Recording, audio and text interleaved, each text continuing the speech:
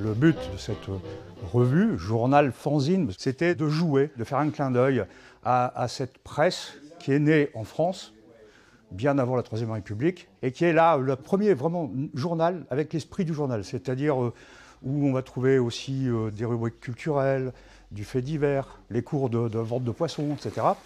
Quelques planches originales du journal sont présentées dans cette librairie de Boulogne-sur-Mer.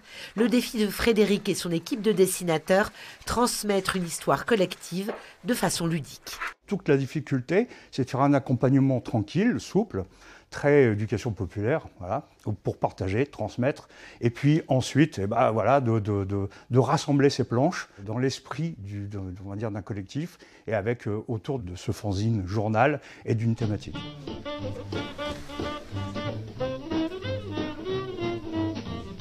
À chaque numéro, un thème. Donc là, le premier numéro, c'était bien évidemment le lien de la ville de Boulogne-sur-Mer avec la mer. Voilà, un numéro, une sorte d'évidence. Puis là, pour jouer, pour se faire plaisir. Et puis, le deuxième numéro, lancement autour d'un spécial Noël. Donc là, on est plutôt dans la tradition populaire. Un journal d'une trentaine de pages, tout en noir et blanc, qui a choisi le format bande dessinée, rien que la bande dessinée. La ligne éditoriale n'est pas, on va dire, la satire. Hein, ça, voilà, ça traite de la mémoire, autour du patrimoine, etc. Voilà.